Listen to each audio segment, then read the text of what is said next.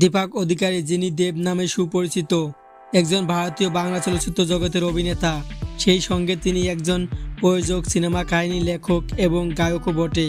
আজ আমরা জানব দেব কত টাকার মালিক। তিনি গত অর্থবর্ষ অর্থাৎ 2022 থেকে 2023 সালে 4,99,15,000 টাকা আয় করেছেন।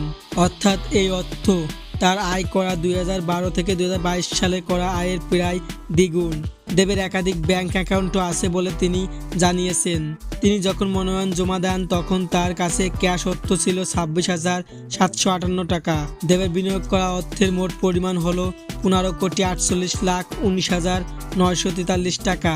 এছাড়াও দেবের কাছে যত হাত ঘড়ি আছে সেগুলোর মোট মূল্য বা বাজার দর 12 লাখ টাকার বেশি।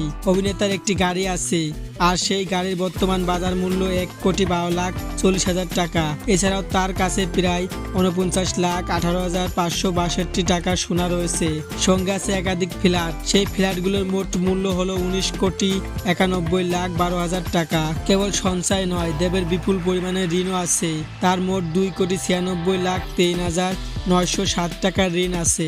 এই ছিল আজকের ভিডিওটি যদি ভালো লাগে তাহলে অবশ্যই আমাদের ইউটিউব চ্যানেলটি সাবস্ক্রাইব করে পাশে থাকা বেল আইকনটি বাজিয়ে রাখবেন। ধন্যবাদ।